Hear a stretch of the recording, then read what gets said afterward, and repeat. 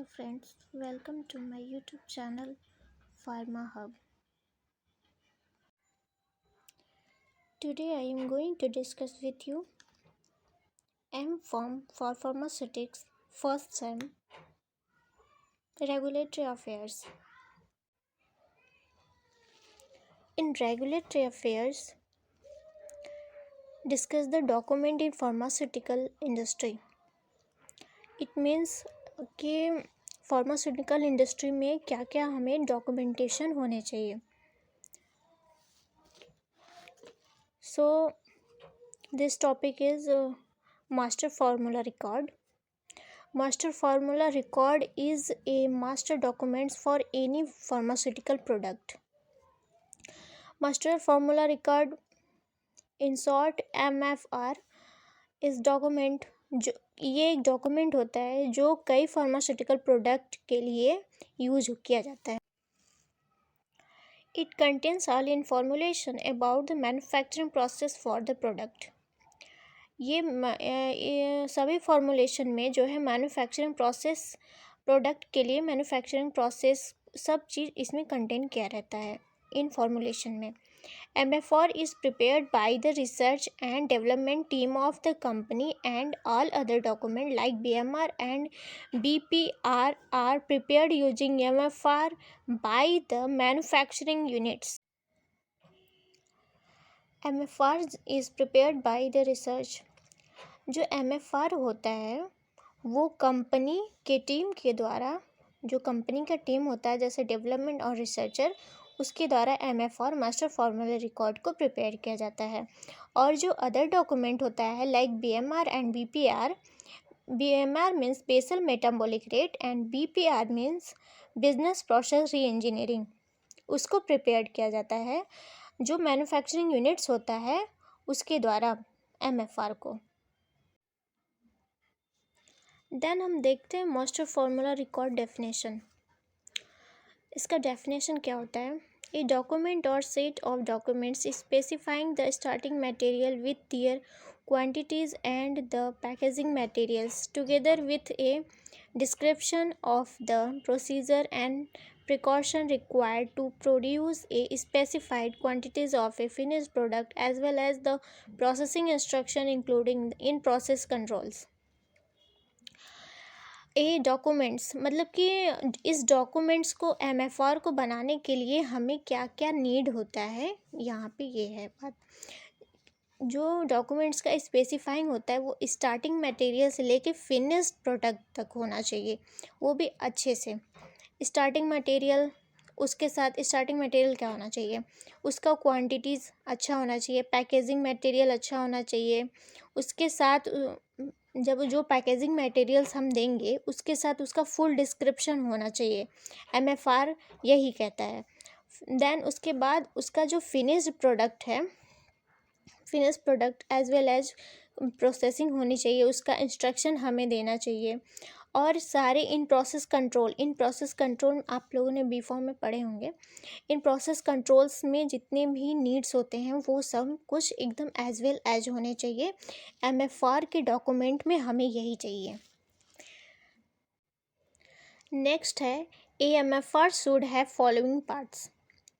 MFR का जो parts होता है वो कौन कौन सा होता है? तो MFR का पार्ट्स जो है, फर्स्ट है प्रोडक्ट डिटेल्स. प्रोडक्ट डिटेल्स में हम क्या देंगे? First of all on the first page following details about the product all added name, logo and address of manufacturing company.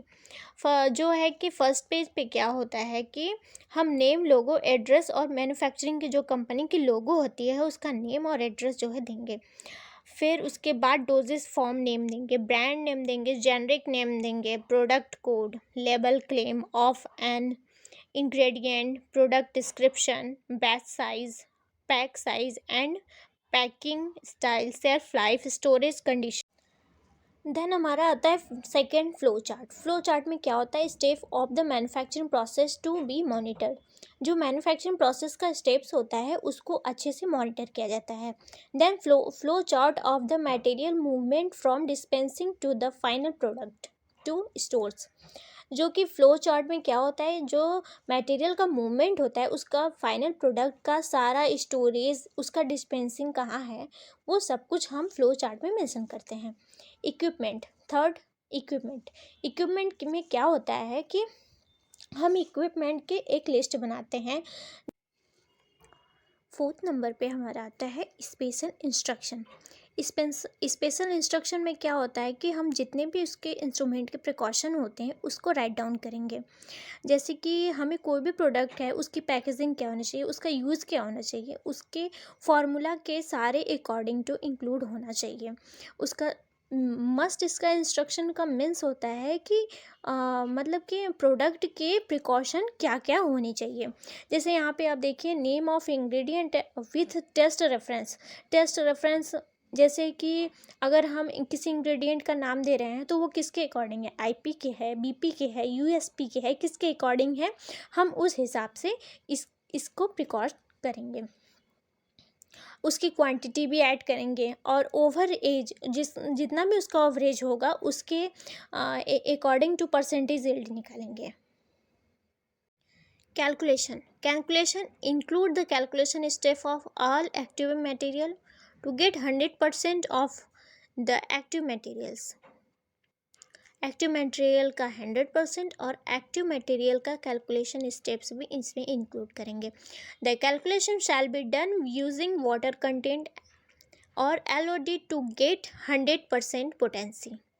Water content कितना है, LOD का परसेंटेज कितना है, सब इसमें इंक्लूड करेंगे।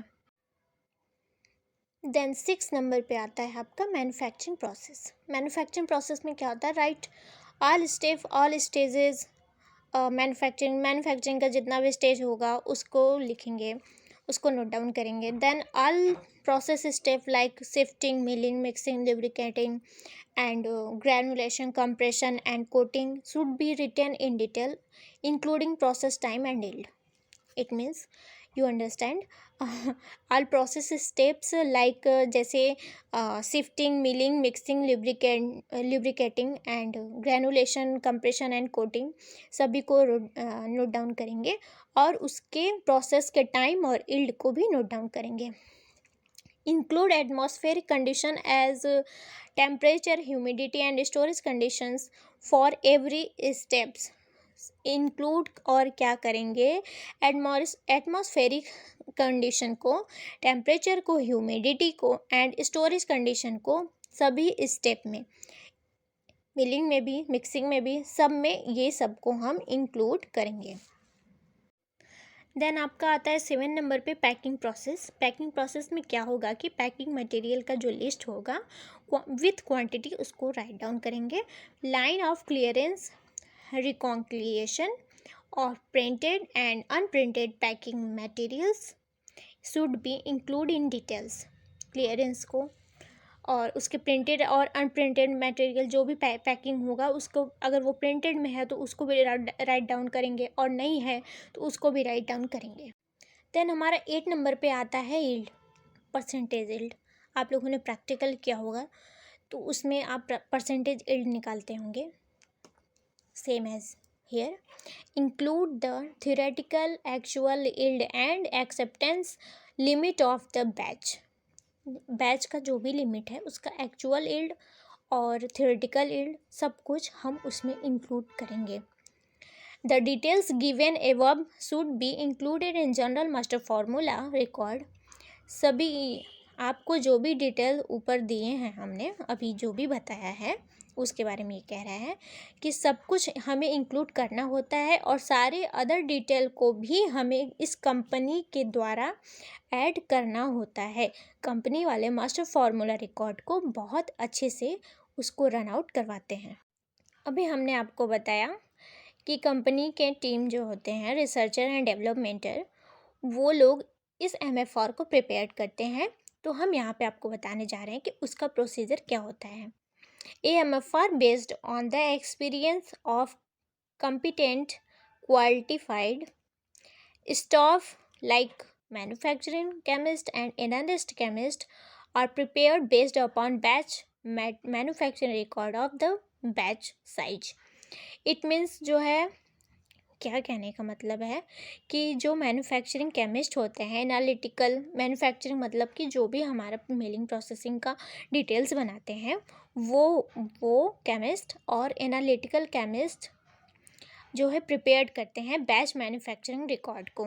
बैच मैन्युफैक्चरिंग रिकॉर्ड को उसके बैच साइज के अकॉर्डिंग उसको मैन्युफैक्चरिंग करते हैं, उसका एक बेसलाइन बनाते हैं, जो कि एमएफआर को बिल्कुल भी किसी भी लेवल में इग्नोर नहीं करते हैं।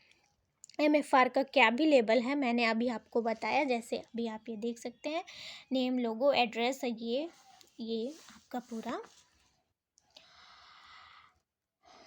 देन उसके बाद क्या है कि once MFR is prepared it is transfer to previous staff to new staff. जो हमारा एमएफआर प्रिपेयर्ड होगा, अगर हमें न्यू स्टॉफ को चेंज करना है, न्यू स्टॉफ लाना है, प्रीवियस स्टॉफ को हटाना है, तो उसके बाद जो भी हमारा एमएफआर रिकॉर्ड होगा उसको हम ट्रांसफर कर देंगे न्यू स्टॉफ के। तो यही इसका एक बेनिफिट्स होता है यहाँ पे कि अगर हम न्यू स्टॉफ ला रहे हैं, बना रहे हैं कंपनी में, तो आपको यहाँ पे जो भी हम मैन्युफैक्चरिंग प्रोसेसिंग करेंगे जो भी है, उसके लिए आपको कोई दिक्कत न्यू स्टॉफ के लिए नहीं होता है। वो अपना एमएफआर मास्टर फार्मूला रिकॉर्ड से वो सेम एज सारे प्रोसेस को करता है। देन हमारा आता है SOP for preparation of the MFR manufacturing record master formula record. SOP means standard operating procedure. इसमें 2 डिपार्टमेंट होता है, responsible department and accountability department. Responsible department में 2 रिस्पॉन्सिबिलिटीज़ होती है। फर्स्ट होता है कि F&D मतलब कि formulation and development production department होता है जिसमें, और सेकेंडरी क्या होती है, क्वालिटी एश्योरेंस डिपार्टमेंट। आप लोगों ने इसके बारे में डिटेल्स भी फॉर्म में ज़रूर पढ़ा होगा। अकाउंटेबिलिटी में क्या होता है कि जो हेड की हुई होता है, क्वालिटी एश्योरेंस जो हेड होता है उसका, वो रिस्पॉन्सिबल होता है implementation of SOP standard operating procedure के इम्प्लीमेंट के लिए। वो हेड जो क्यूए का होता है वो पूरी तरीके से रिस्पॉन्सिबल होता है, वो मतलब कि एसओपी के बारे में वो अच्छे से देखता है, वो उसको इम्प्लीमेंट करता है। देन हमारा आता है steps to prepare a MFR. हमने आपको अभी प्रोसीजर बताया, देन यहाँ पे स्टेप है कि production department in association with F&D cell prepared MFR, मतलब फॉर्मुलेशन एंड डेवलपमेंट जो होते हैं वो उसको एसोसिएट करके प्रोडक्शन डिपार्टमेंट के एमएफआर प्रिपेयर करते हैं, और जो है फॉर्मेट अटैच करवाते हैं एसओपी से। एमएफआर का जो फॉर्मेट होता है वो एसओपी से अटैच होता है, और जो इसका डिवाइड होता है एमएफआर 2 पार्ट में डिवाइड होता है, packaging part and manufacturing part. First page पे वही आपका जो हमने आपको पहले बताया, name, address and logo and company, dosage form and brand name, generic name, product code, लेवल क्लेम कोड जो है, और सारा ingredient, product description, batch size and pack size and style, self life, MFR number, master formula number and उसका date, batch size and storage condition जो भी है वो सब हमें इसमें मेंशन किया होता है।